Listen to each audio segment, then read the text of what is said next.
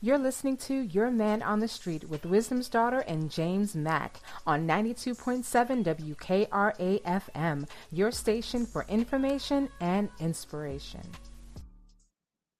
You're listening to Your Man on the Street with Wisdom's Daughter and James Mack on 92.7 WKRA FM, your station for information and inspiration.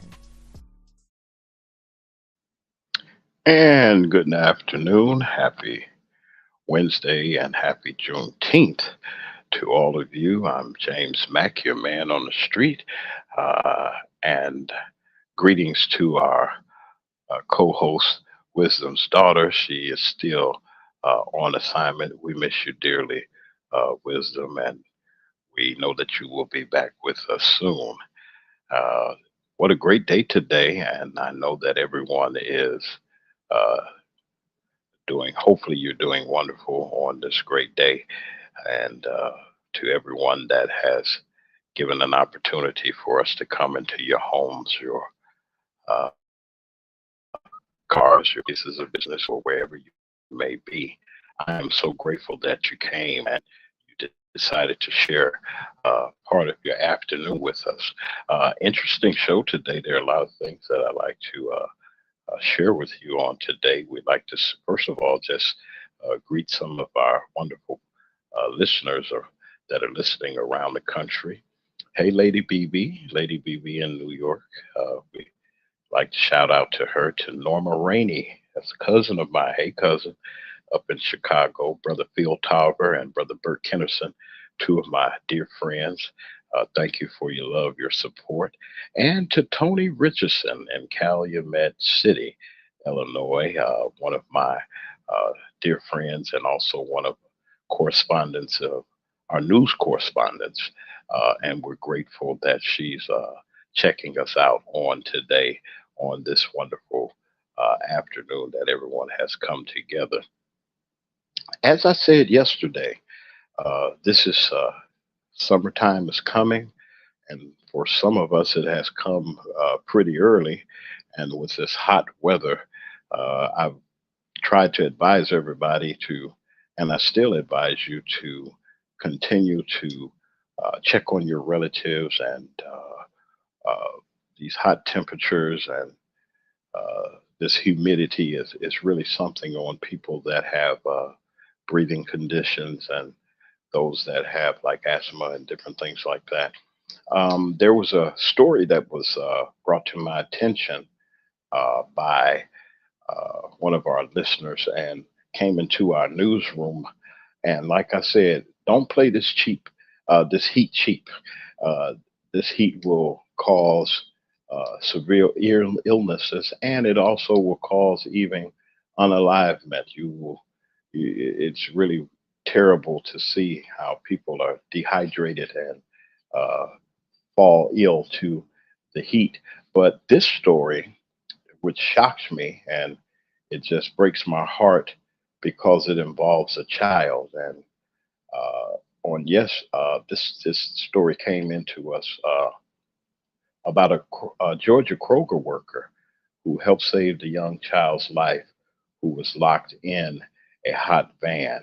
A grocery store worker in Georgia is being credited with helping to save the life of a young child locked in the van, and the temperatures were as high as 120 degrees. A Georgia grocery store worker, uh, quick actions may have saved a child's life. The Kroger worker was in the parking lot of a DeKalb County the grocery store is located in DeKalb County where the store was located when he saw a young girl in a hot van and her parents were nowhere in sight. The baby was in distress. Gary Sanford, who was credited with saving this baby's life, Sanford said that he noticed that the child was alone in the vehicle and appeared to be around 3 years old. He said that the baby was sweating profusely. He said he checked the doors, they were locked. He didn't see the parents around. He knew that something was going wrong and he had to do something. It was 93 degrees outside, that day, and it was on June the 9th.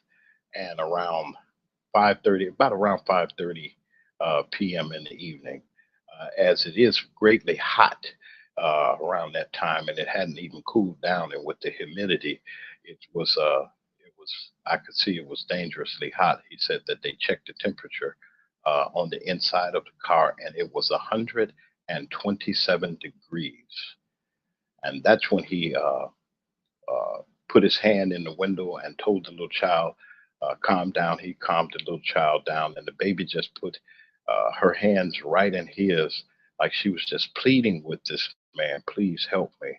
And I can imagine that that child, as the child was screaming for help and was in distress because in this hot car, a fellow shopper came over and used a hammer to break a window of the glass to rescue the child.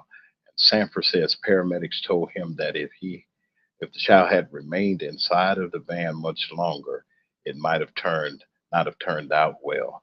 Uh, Police cited two adults who eventually came out of the store, and the child was taken to the hospital for observation. Listen, you can't play with this heat, and you can't play with your children and being negligent. I'm not here to preach. I'm not here to judge anybody, but this is a disgrace when a child is in a car, hot as it is, even if the windows are cracked, it's still uh, you shouldn't have that. I mean, that sounds impossible to me. Leaving a child in a car, you could have took the baby inside the store with you. They have the shopping carts are equipped to hold a child of about two or three. They even have shopping carts in most grocery stores that have a little seating area like a car or a fire truck, or have horses or something, a wagon or something that a child can sit in to occupy their time and um, can keep them out of trouble as you're doing your shopping. And it's two of you. You mean you couldn't have taken the child? What was so important that that child could not uh, be taken in the store with the parent? And it breaks my heart. It just simply breaks my heart that we think that it's responsible action. Listen, folks, children did not ask to be here. They didn't ask to be born, especially to parents such as these, to neglect a child such as this.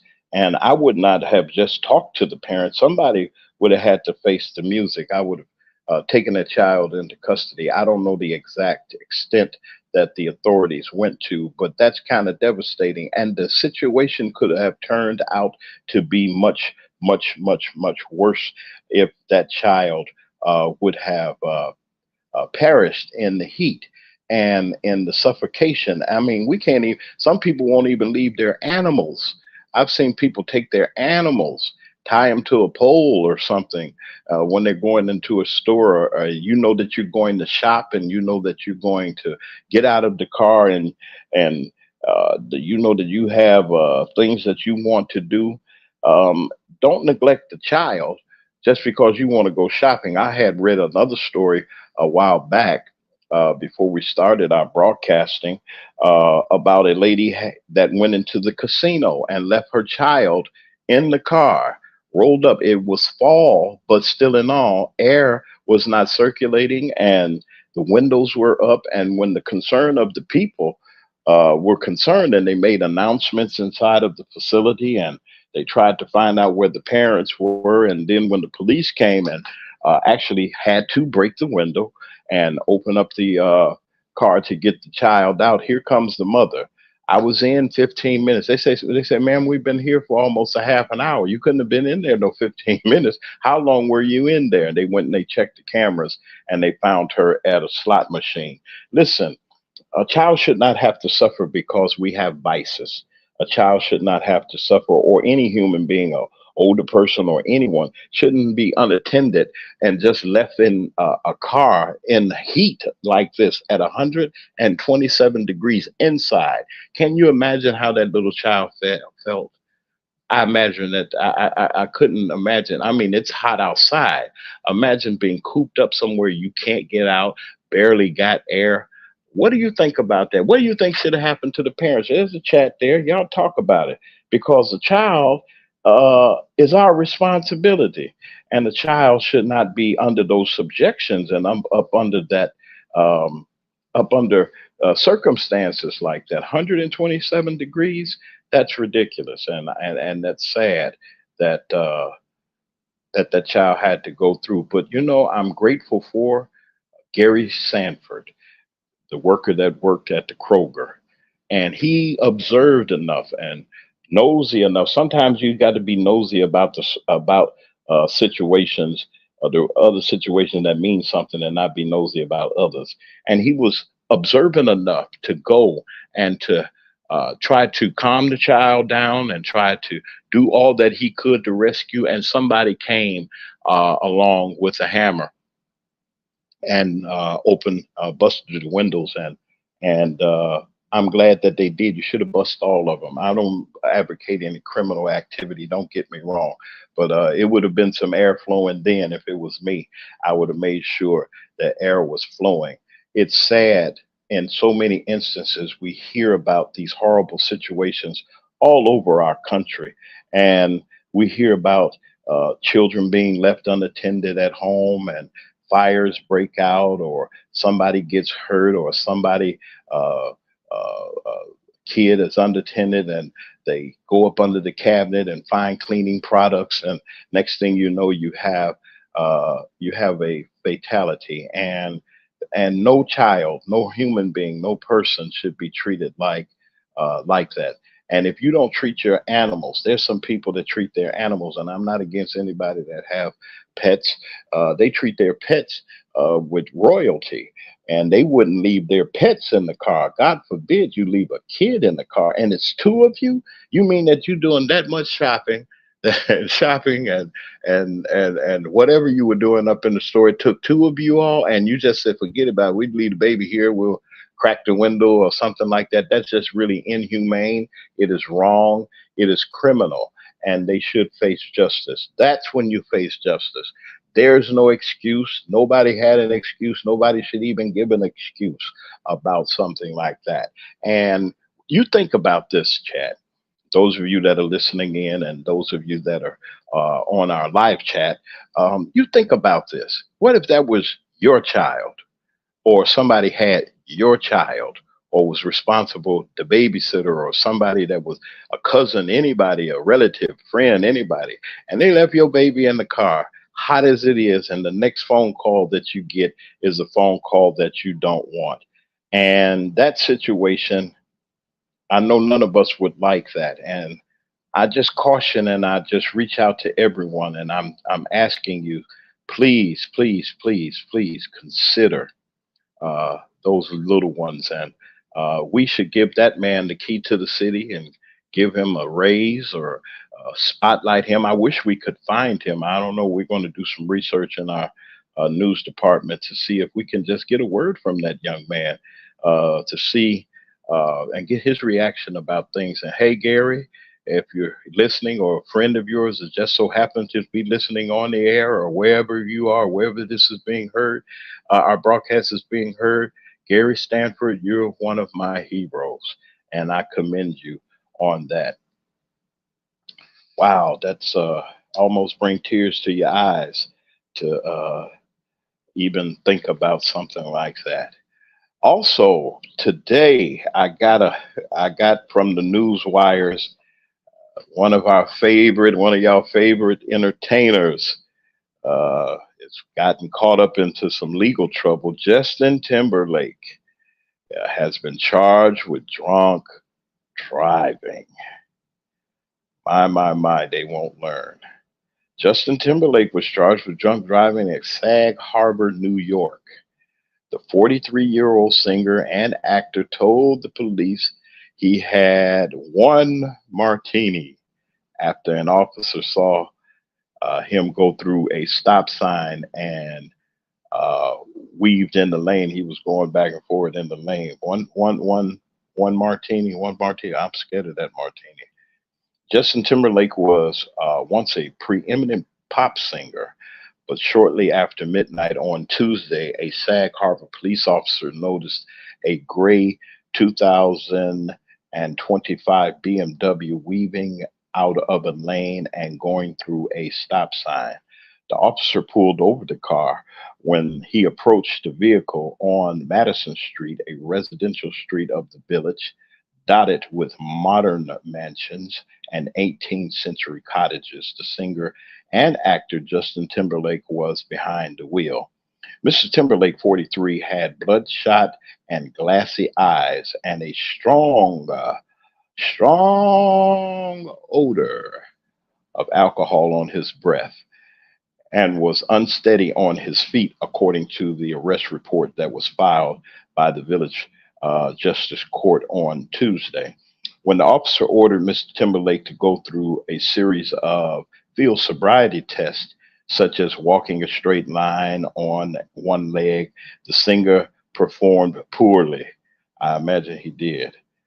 He said, I had one martini and followed my friends home.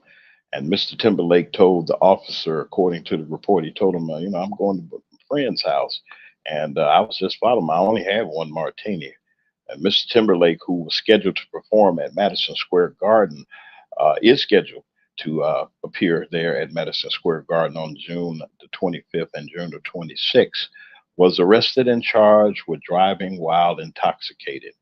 He refused to submit to a alcohol test, and his initial uh, he refused to give an initial statement. He refused the test, and he knew that the test could be used against him at trial. And according to the report, he was held overnight, and he was taken to Sag Harbor Justice Court, where he was arraigned. And his picture looks like he had 5 or 6 martinis, but that's not. You didn't hear that from me. That was only an observation. He was released without bail, and his publicist and lawyer didn't respond to requests for comments at press time. Uh, the night he was arrested, Timberlake had been at a restaurant bar of the American Hotel on Main Street, and the manager there, Mr. Julian Ramirez, the hotel dining director, said that when guests come in, he says that when hotel guests come into the lobby, they are met with a display case filled with cigars and waiters in white aprons. And it is about half of a mile away from where the officer reported uh, seeing Timberlake go through the stop sign.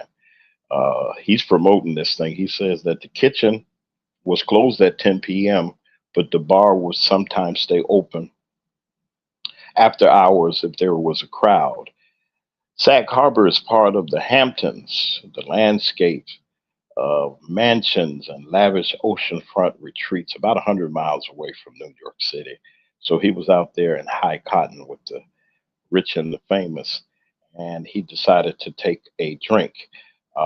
There's a lot of trouble going on over there in Sag Harbor. Not only was Timberlake arrested, and known popular entertainer, and a lot of people like him, especially in the Mid South where I am. He's pretty famous, and he's famous throughout. You remember when he was at the Super Bowl and he had the malfunction with Janet Jackson. Y'all seen that? Y'all remember that malfunction that they had on stage, and it was kind of strange that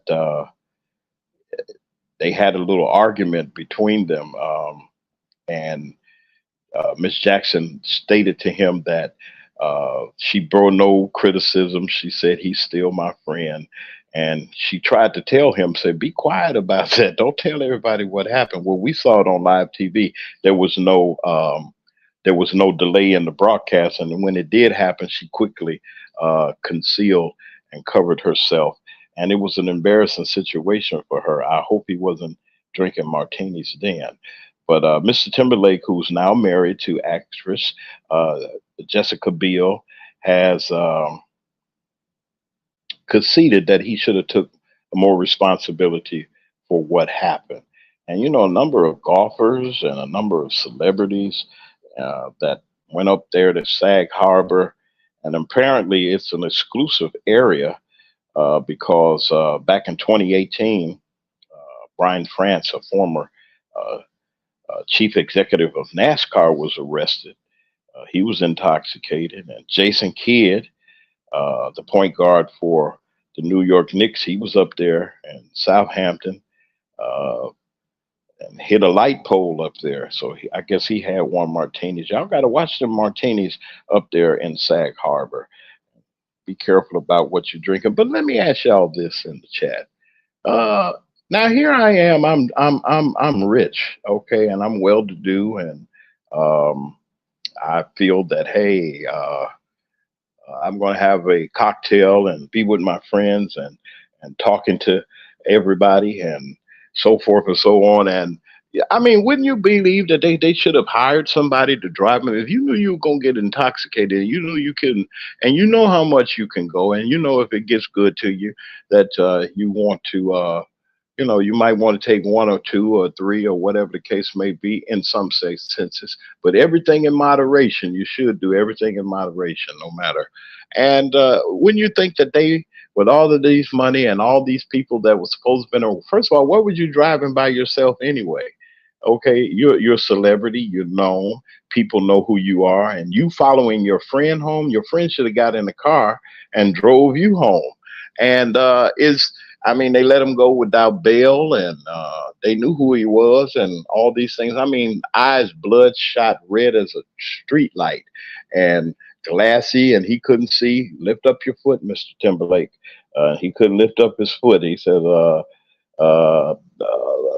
walk the line, and he crossed over. He was crossing over like he was crossing over when he was driving in the other lane. And yeah, they arrested him and they booked him and everything, and they let him go without incident and without bond. And I guess he's embarrassed. I would be embarrassed if I had that kind of money. There's no way in the world I'd be talking about driving anywhere. Look, home. I know my name is James. I'd found me a James, somebody, home Matthew or something, to come and help me out the situation, because it's just the things that people do, and they think that there are no repercussions behind their actions. There are repercussions. What if he had have gone on and they'd say, "Well, you're famous, Mister Timberlake," and shout out to the Sag Harbor Police Department for taking the initiative. See, there are some great police officers out there that are doing their job. There are people out there that are really responsible, and my hats off to all first responders that respond to emergencies, that respond to incidents. My hats off to you. But just imagine if he'd have drove up on one of them people and say, "Well, okay, you was driving drunk and you was weaving out and in, and he threw up one of them wads of money or something like that." They got them kind too, that will take advantage of that would take advantage of the situation.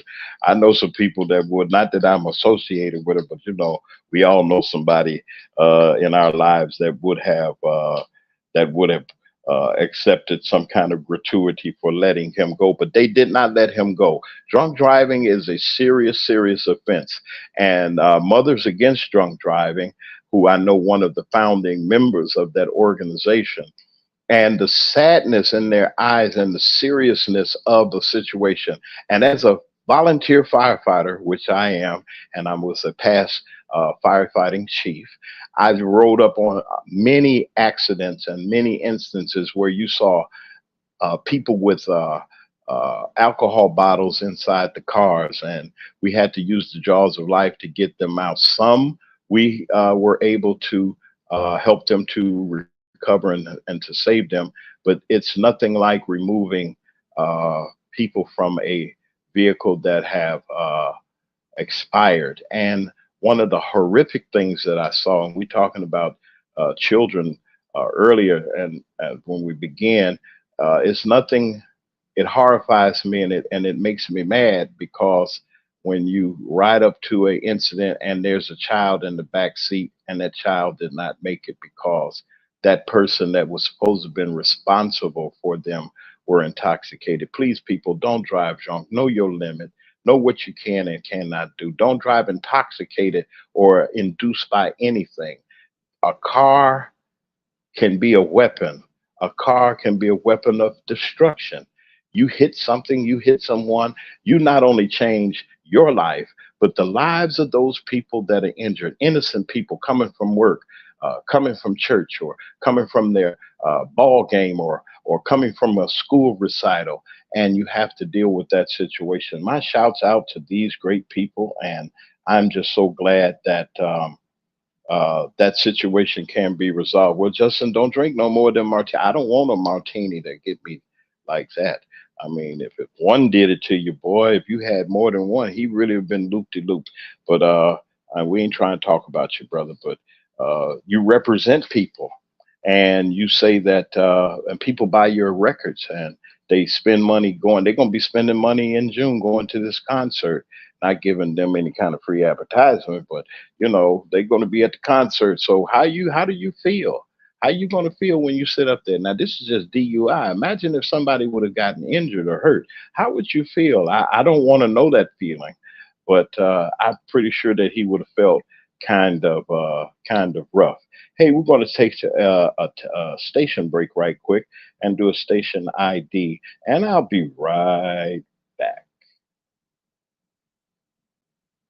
You're listening to Your Man on the Street with Wisdom's Daughter and James Mack on 92.7 WKRA FM, your station for information and inspiration. You're listening to Your Man on the Street with Wisdom's Daughter and James Mack on 92.7 WKRA FM, your station for information and inspiration.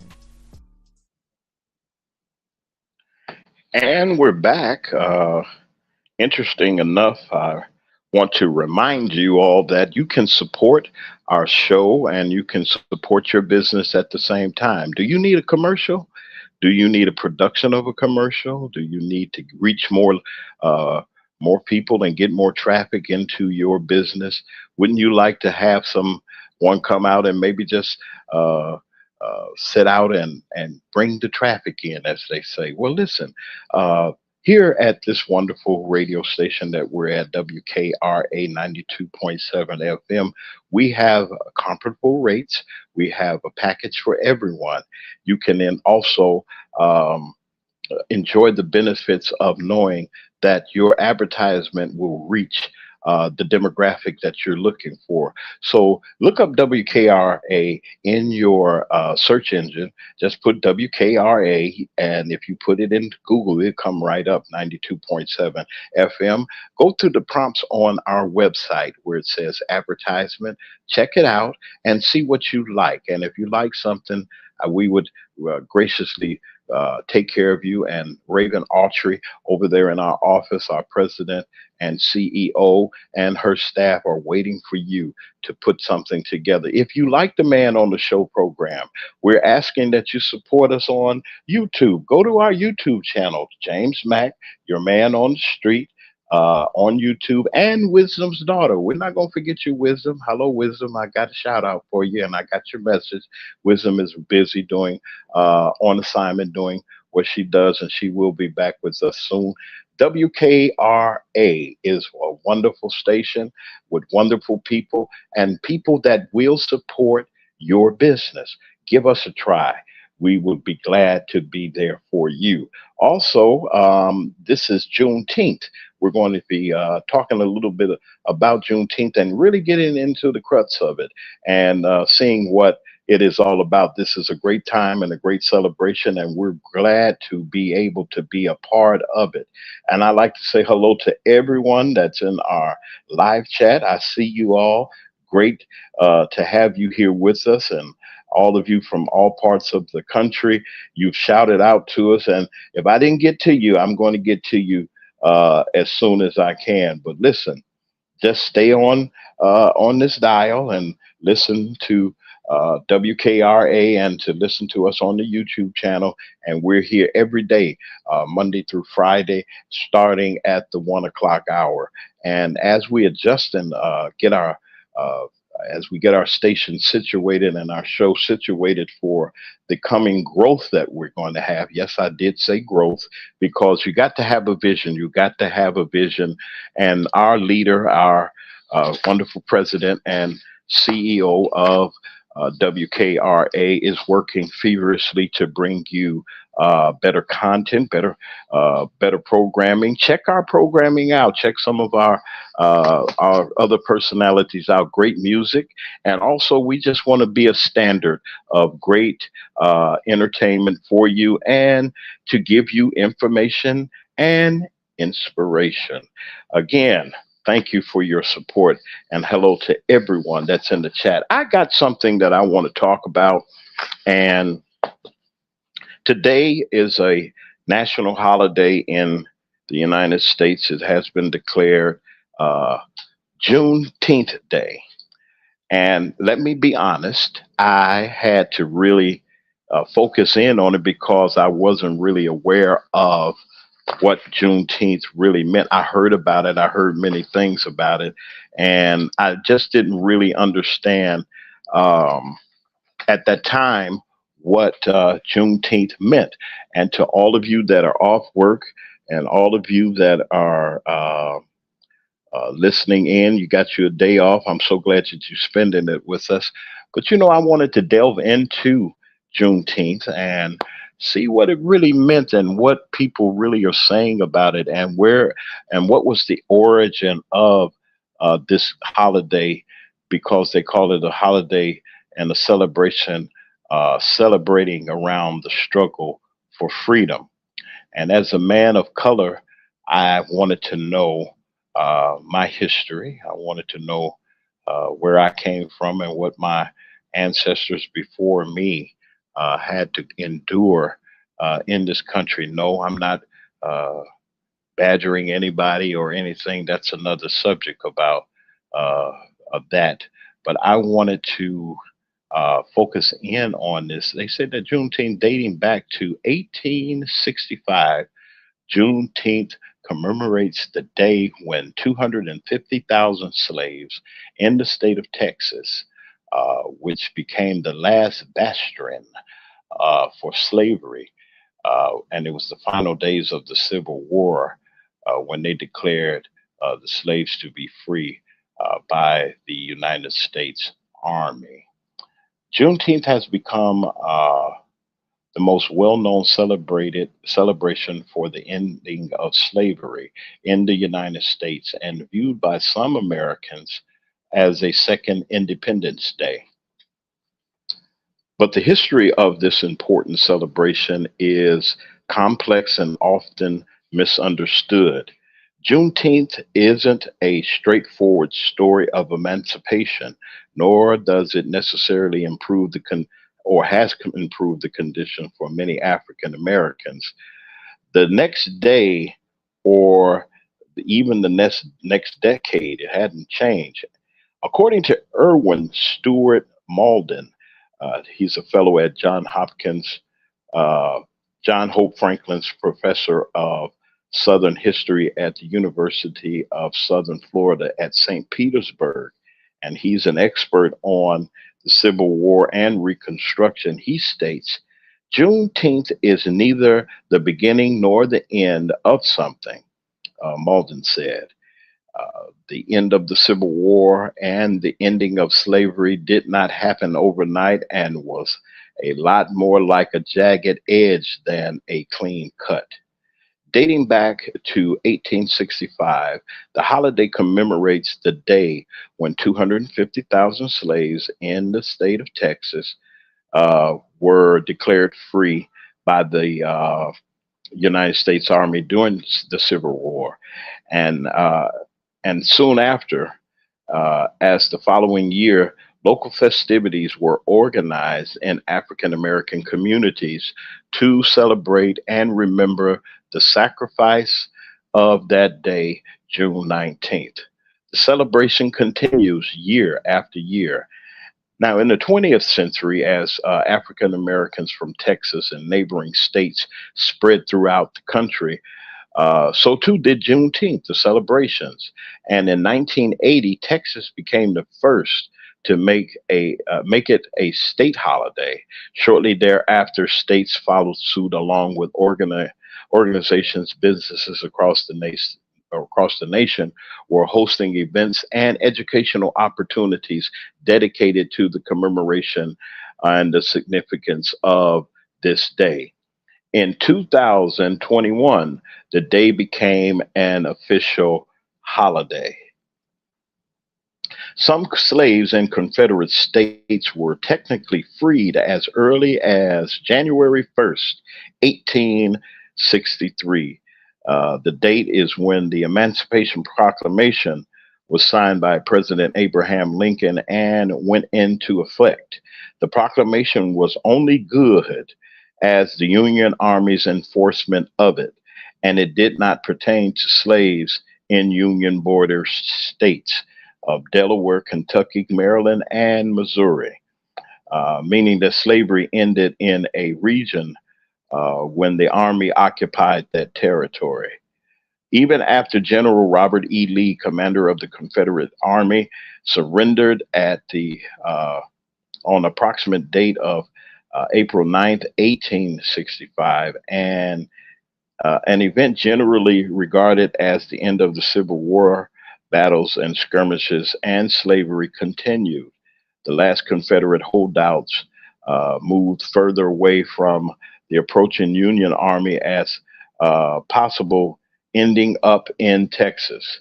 And they ended up in Texas, and Texas was the last holdout. Let's talk about this date that they have here of January 1st. 1863, my mistake, 1863. Uh, Many of you, have you heard about watch service and watch night meeting at church on the 31st of December? And that was the day that we would wait for the new year to ring in the most churches and in most celebrations everywhere. Uh, we celebrated and they called it watch night. And I never understood what we watching for. I thought we was watching for the ball to drop in Times Square, or we were going to shoot the firecrackers off. And, as a kid, you didn't know that particular history about what I'm bringing up now. And it's so important to know your history, know who you are. You won't know who you are if you don't know your history. But back to watch night. And reading and observing and studying over the years, I found out that watch night, this is where watch night came from. It was the night that they knew that on as of January the 1st, that's when the Emancipation Proclamation was signed by the president. And they were waiting because the news had spread in slave territories that still had slavery, that these at this time that date was set aside, that the president was going to declare, hey, all of those slaves were going to be free. But as we continue to understand and see that everybody didn't go along with it, it took a whole lot of work. It took a whole lot of fighting. It took a whole lot of bloodshed for people to get their freedom. And look at what happened. I'd like to talk about the Emancipation Proclamation and how its origins got about. Really, Abraham Lincoln gave a ultimatum to, or he just gave an offer. He said to, because the battle was being lost and they needed more people, they said any slave that fought in the Civil War would be awarded their freedom. And but you had to fight. Now they didn't know that. They knew that the chances are during the battle they might not get their lives. They didn't say that your families would be saved. Some of those slaves left families and friends and people behind. That doesn't mean just because that man stepped up and said, "Okay, I'll fight for you, Mr. Lincoln, and I'll fight for the Union." Didn't mean that those other slaves would have been free. So there was this offer that was given to those slaves and said, yeah, you'll be free if you fight and you survive the battle and everything and you come out all right, you'll have your freedom. And Juneteenth, this celebration to me And I don't know how it is with some of you, but this Juneteenth celebration and the commemoration of, I'd like to ask a question. Are we better off? Have we improved? Have we been given equality? Have we been given justice when wrongs have been done? Are we really free, or is it just on paper? Now, that may be a trick question. And you might say, James Mack, why are you saying this? You know, you tricking us, and you're not being honest with us. Yes, we're free. We're not in slavery anymore. We're not bound by chains. We're not picking cotton or anything like that. So, why are you saying that? Why are you bringing this up? Because I still feel and I still see in everyday life that we have injustices for people of color. Let's just be for real. No, I'm not badgering anybody, and I'm not saying that everybody's like that, but there is no equality in true equality. I may have a job, I may work in an office building, I may have an opportunity to move to a nice neighborhood, I might drive a nice car, I might be able to be a socialite and do the things that I want to do. I know my money will spend in the mall, and I can go walk around, and I can uh, do the things that I want to do. But do we really have true emancipation? Do we really have true freedom? And that's a question that I would like to ask. Is our country any better in 2024? Is our lives any better as people of color and as people, period? We are supposed to have the opportunity of life, liberty, and the pursuit of happiness. We the people, who the people, we the people. That's what they call it. We the people. We the people. Who people are you talking about? Originally, the Constitution and the Bill of Rights was not designed or designated for people of color, especially for slaves. Now, we had the Indians, those that were here, original American Native Americans that were driven off of their land, that was plagued with disease, that was isolated and still isolated in certain pockets of America. You got Indian reservations, and you have Indian tribes that do govern their own land to a certain degree. They have certain freedoms that we don't. There's a contract that's supposed to be with Native Americans to never to pay taxes, or they can own their own land. And you can't trespass. They have self-rule, meaning that the United States government cannot come in and say, for instance, you're on trial. They can't come in on that reservation land and apprehend you and take you away and try you under their system. Indian tribes have their own system and their own government, their own system of justice. And that's just in on the reservation. That's nowhere else. You're not free. If you go outside those boundaries, or you do something outside those boundaries, you're subject to the judicial system that we have now. Voting.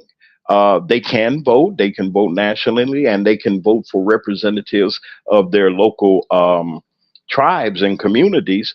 But there has been problems, especially in Wyoming, even some places in the South that have.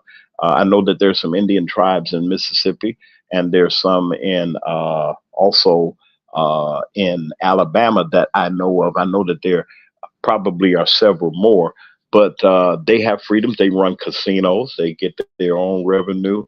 I don't know why people think that the casino will solve all the problems. Look at Tunica, Mississippi, and look at how at one time it was vibrant, and they had businesses and shops. And if you go through there now, there are some businesses, there's still some casinos around there, and there's still some nice properties. But then the promise of a prosperous business or prosperous opportunities have left, and people have gone to other places. And I'm not going to just talk about that, but Juneteenth, are we free? That's the big question. Are we free? Do we have emancipation? Are we equal? 2024 now. 2024. Do we have justice? 2024.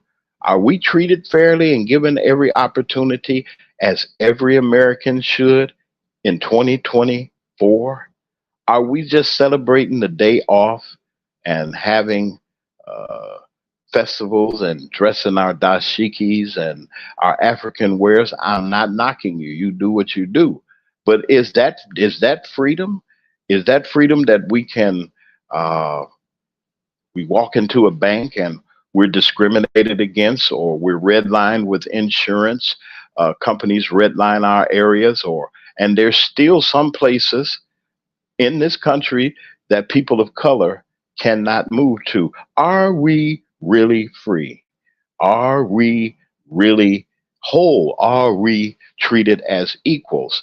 And I don't know. I mean, sometimes looking at how things are, it's really strange to me that we're still fighting for equality in 2024.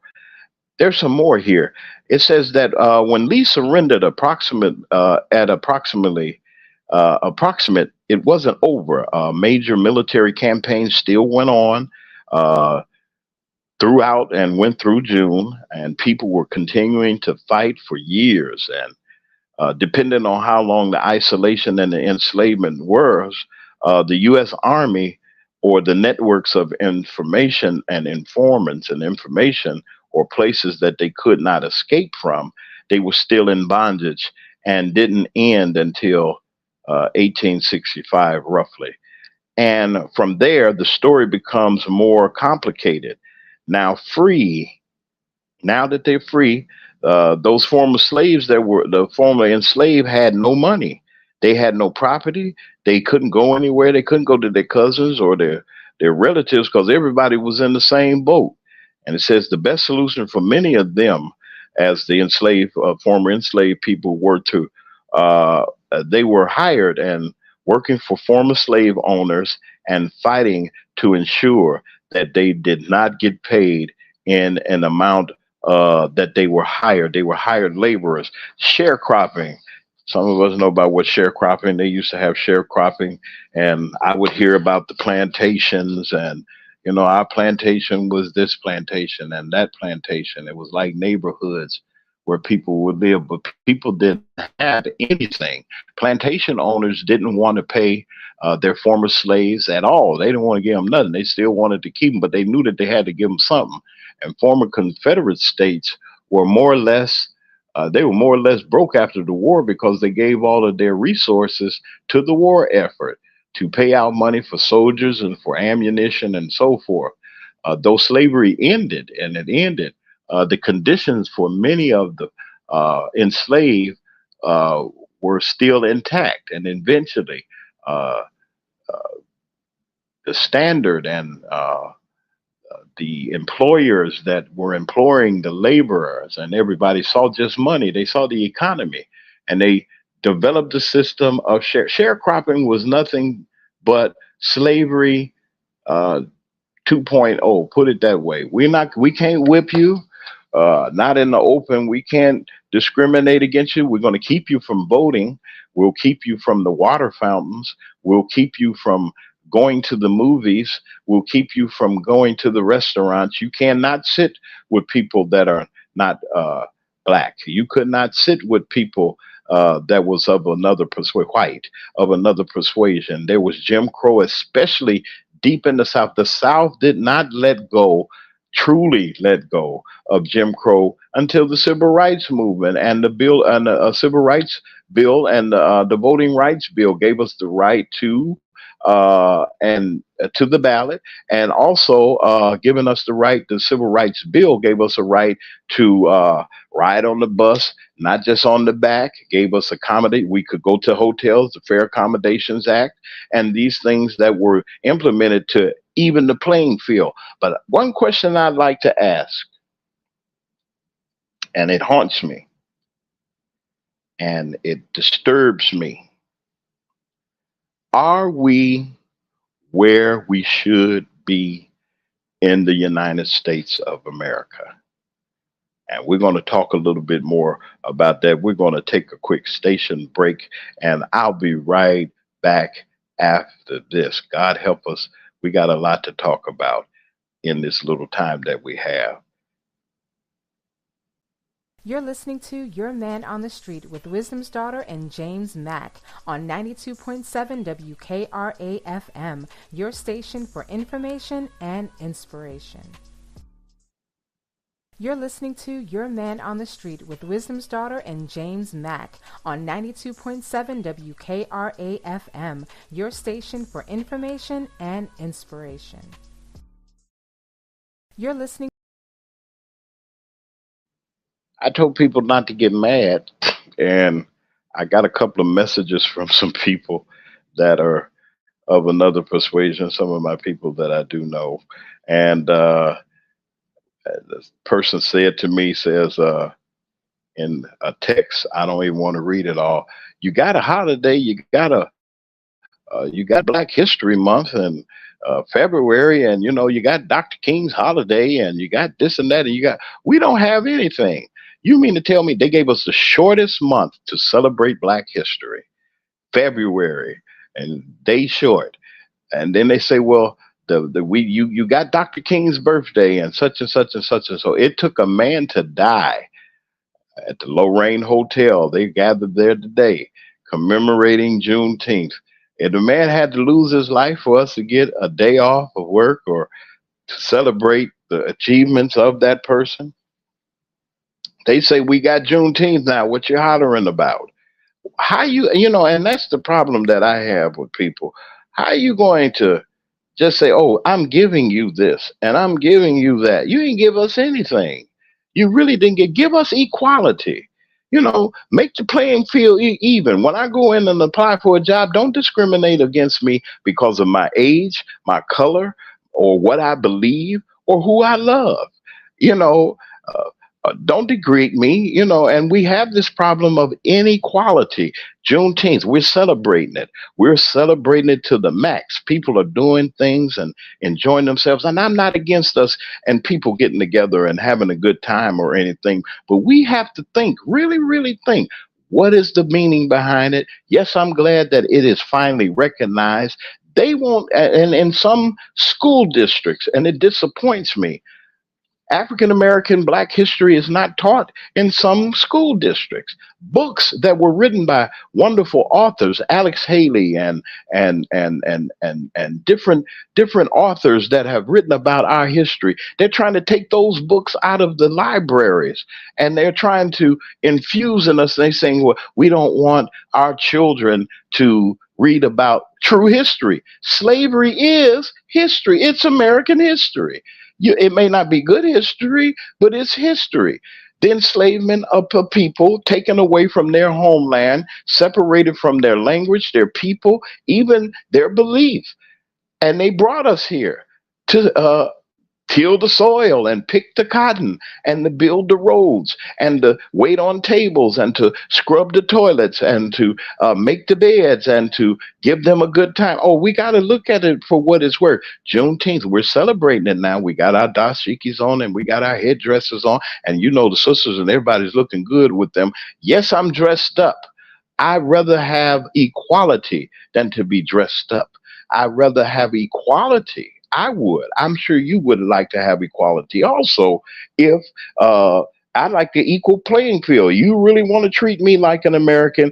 Give me an opportunity and a fair shot at this, what you call the American dream. Give it to me. Give me that opportunity. Don't discriminate against me. Don't hold your purse when I get into the elevator and you get nervous. Yes, I know that we have our problems. I know that there's crime that is rampant, and it is amplified, and it is magnified so much that they think that we people of color are heathens of some kind. No, I beg to differ with everyone.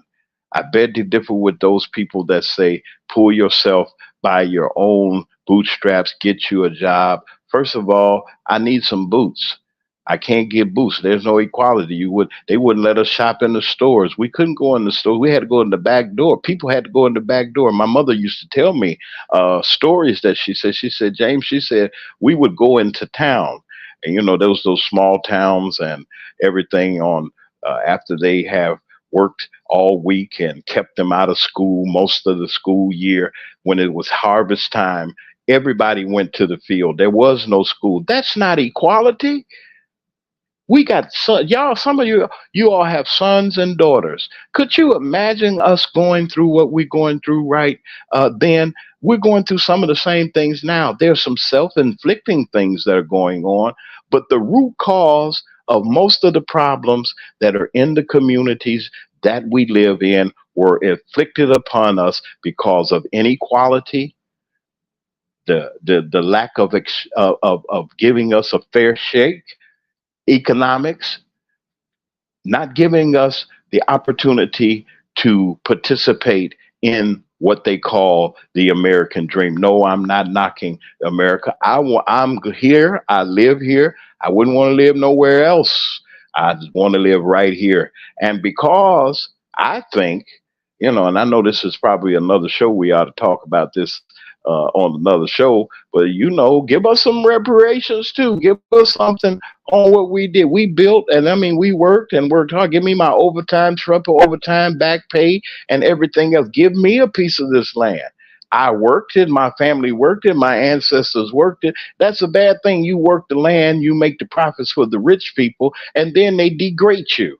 Oh, you're nothing because you're a person of color. I will never use those other terms that people are using. I mean, and they look down on us. Even in major cities, I grew up and I was born and raised in the major city of Chicago. There were separations. And I'm telling you this, there were neighborhoods we could not go in, such as Bridgeport, Edgewater. We couldn't go to the north. The beaches were segregated. You could not go in some of the beaches. This was before I was born. They had the black beach and the white. If you crossed it, they had a line that they had, and there was a buoy on the other side of that line, and it stuck down in the water, and it was held by a weight, and it separated the Caucasians and the black people. They separated us. You couldn't go over there. What you talking about? It's the same Lake Michigan with the same water, and we in the same water. They felt that something was wrong. If you had a blood transfusion and you got a blood transfusion from a person of color, they considered you becoming a person of color. It's so many crazy things that Jim Crow and segregation did, and this is 1865. Juneteenth has been celebrated since then. Since 1865 up to 2024, have we gotten equality? That's my question. That's the question that I like to pose to you all. It bothers me that our children are become a target of melee and destruction, as I see young people that look like me smash and grab in stores because they're nothing that they have nothing to do. Where's the equality? Where are the job? Where are the opportunities? And because of that, generation after generation after generation has come up and we become desolate. We become numb to it. I heard in Chicago, our sister station sent us something in our newsroom about a 7-year-old boy walked out of his house, out of his apartment, and was slaughtered, unalived. 7 years old, ain't live. Babies everywhere. Not just 7, 6, 3, 1 in the womb. Young men and women gathering together, and all they're calling us is savages because why? Opportunities and the playing field is not equal. The jobs are not equal. I get less pay than the next person. Or if you're a woman, you get less pay than a man of color gets paid. And you got to work even harder. They knock us, but you needed our labor. You knock us and you abuse us and you do things and have done things, and then you expect us to be happy because we got Juneteenth. You have Black History Month. You have Dr. King's birthday. And I'm supposed to be satisfied. Even in broadcasting, when I was working at major stations and I was an intern, my job, the producer told me, was to do what I was told, go get the coffee, go get the donuts.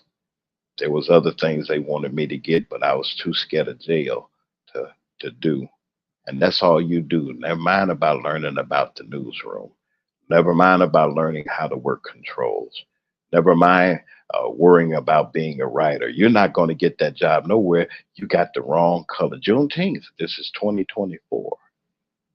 We still have discrimination. We've been boxed in neighborhoods that nobody would live in. Where's the equality? Where's the celebration? I celebrate. I celebrate because along the line, yeah, I had opportunities. I got a chance to do some things. I was blessed to be able to work in my chosen field. But it still saddens me when I see things that are going on around about us. When I see a mother with children that's trying her best to make ends meet and can barely get car fare, can barely pay rent. They label them as welfare queens and hustlers. And some of the biggest welfare queens and hustlers are people that are sitting in boardrooms getting subsidies from our tax dollars that we blood and sweat and we suffer for. And they reap the benefits. The CEOs of these Fortune 500 companies that get tremendous tax breaks and get a chance to keep their wealth. The greed, the mere greed that people do. Juneteenth, 2024, celebrating. We's free. We's free. I'm a little sarcastic, but that's what people say. We free. Are we really free? Do we really have what we need? Is the American dream our dream? Or are people trying to take back the few gains, the few opportunities that we do have? It is very serious. Sometimes we got to turn off the music and grab a book. Sometimes we got to stay out the club and twerking and doing all those things that we're doing out in the street and just enjoying our lives and really, really find out what's going on around about us. Are we free just because we can go to a five-star restaurant, sleep in a five-star hotel, fly on a personal jet, I have a big bank account? Are we really free? Or are we still waiting on watch night, waiting for deliverance, waiting to be able to have an opportunity that another generation will not come into something like this? We got work to do in our own communities, which my shouts out to the activists and those people that are working in their communities to try to make them better. And it's just like putting a Band-Aid on a knife wound. Eventually, you're going to bleed out. The story that our parents and our foreparents, if you afforded to have parents and foreparents or cousins or relatives or even people that you know, when you see a senior citizen, a person of color, go hug them. Go take her some flowers. That neighbor down the street, that gentleman that sits in his chair with the battle wounds of this life, the things that they had to go through. Take your hat off to those people that had to stand in line and stand on a bus when empty seats were on the bus. and they couldn't sit down because they said they were reserved for other superior people. Think about it, folks. Don't forget. Don't get angry, but don't forget. Don't forget about where we come from. We celebrating Juneteenth. We're celebrating June 2024. Come get your dashiki. Come get your drum. Come get your African mask. Put it on the house. Give the appearance of freedom. But are we really free?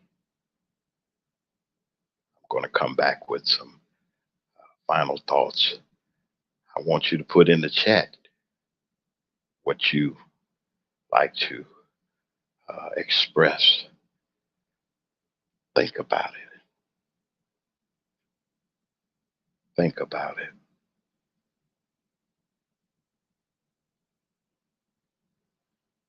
To Your Man on the Street with Wisdom's Daughter and James Mack on 92.7 WKRA-FM, your station for information and inspiration. You're listening to Your Man on the Street with Wisdom's Daughter and James Mack on 92.7 WKRA-FM, your station for information and inspiration. And we're back, and once again, as I straighten myself up here, I'm thanking all of you for being here and listening, and your wonderful support of WKRA 92.7 on your FM dial, and the Man on the Street show with Wisdom's Daughter, who I miss terribly. Come on back, Wisdom. And James Mack, your Man on the Street. We're grateful for you being here. I'm happy that we have this opportunity, that I refuse to allow anyone to turn me around. I refuse to allow anyone to take me backwards. Onward, Christian soldier. I'll never forget singing that in Sunday school. And I'm onward. I'm moving forward. It's time to move forward. Oh, it looks dark sometimes, yeah. It looks like we haven't made any strides, but you can't stop a people that have determination and the will. There's some boss people out there, some boss black people out there. There's some boss black women out there. There's some people out there that's movers and shakers. They're inventors. They're content creators. They're creative people. They're working in the offices. Yeah, we got some spots. They can't do it without, they can't close us out because of our intelligence. Shout out to the doctor and the chemist that came up with the COVID-19 vaccine. Thank God for, look at how we are. Thank goodness for the mathematician that did the figures and did the mathematic formula for rocket ships to go into the air. Hats off. I give, and there's a song, I tried to play music before, but there was a song that the Dells, those of y'all that know what the Dells, y'all put a little smile or put a heart in the comments if you know who the Dells had a song said, give that lady a standing ovation because she sure gave a hand to you. As a black man, if it wasn't for the black woman, I wouldn't be sitting in this seat today. My boss is a black woman. My partner is a black woman. I'm not ashamed to say the word black, black, because you know what? They left us behind. But you know something? The race is not given to the swift, neither to the strong, but to them that endure to the end. It ain't over. The race just beginning. It ain't over. We got a lot of things to do. We're gorgeous. There's nothing like a black woman. I'm sorry. I'm not against anybody. When God made them, he made them. Thank you. Thank you. And when he made woman, period. Shout out to all women, women of color, women that are non-color, whatever. Shout out to you because y'all some bosses. You women have kept this country going, but the black woman I got to talk about on these last couple of minutes. It was the black woman that fixed my dinner and washed my clothes and made sure I went to school and then went to work and then came home. My mother used to come home, her feet were hurting, and we would rub her feet and make sure she was okay. Shout out to the woman that had to swallow her pride because the opportunities Juneteenth celebrators wasn't there for her, and she had to go and ask for assistance for her. Oh yeah, shout out to the woman that had to take the menial job during the day and had to take a second job in the afternoon and couldn't see her children. And because we had a close knit village that we took care of each other. Shout out, yeah, Juneteenth. I'm celebrating because I know further up the road we're gonna get there. Dr. Sean King said, I might not get there with you. Just because we got a black president, had one, and we have a black vice president now, don't mean that the struggle is not over. The struggle is still there.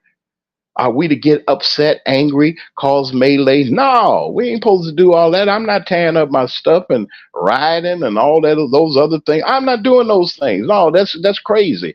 I'm going to use my mind.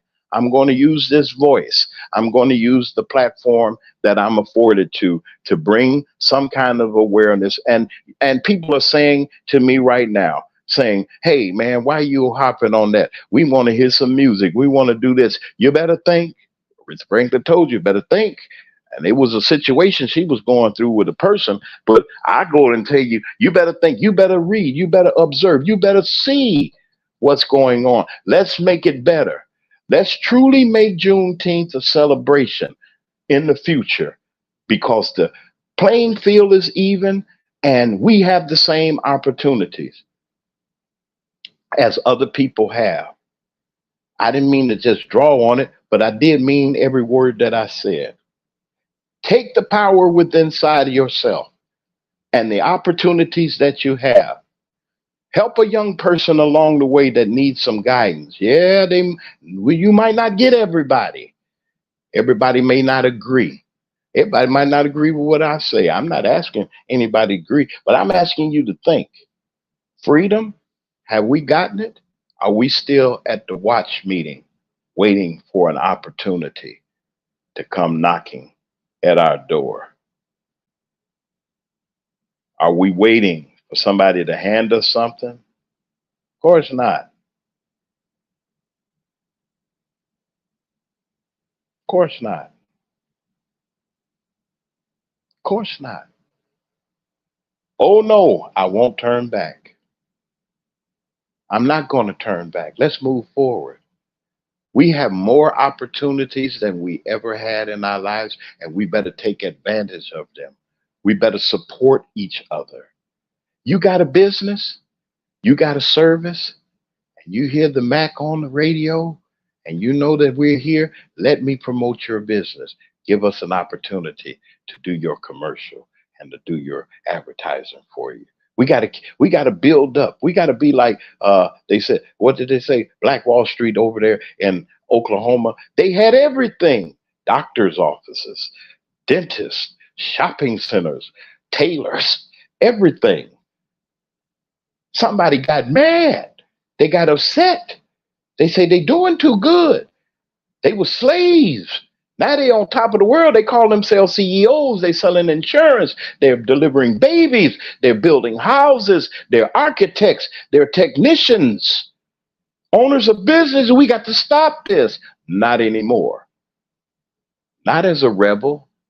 Not as someone that feels that I'm entitled. James Brown said, I don't want nobody giving me nothing. Open up the door. I promise you, he didn't put promise in there, but he said, I get it myself. I salute my mother, the one that had a fourth grade education and she had to go to work in the fields and then she had to go wash somebody else's clothes and then go at an afternoon job. I salute her. That's why I went to school, to learn as much as I can. She said, son, do better than what I've done. Mama, I hope I made you proud. And I hope that I made this audience proud. This is the man on the street. I'm James Mack. Wisdom's gonna come back soon, and I'll see her. She's a boss. She's doing her thing. She's taking care of business, and I'm gonna hold it down here. Shout out to Raven Archery, CEO and president in charge, WKRA 92.7 FM, and gave this fella here an opportunity to come on and do what he does. This is Juneteenth, once a year. But let's make it every day that we have. Love somebody, be good to somebody, and be good to yourself.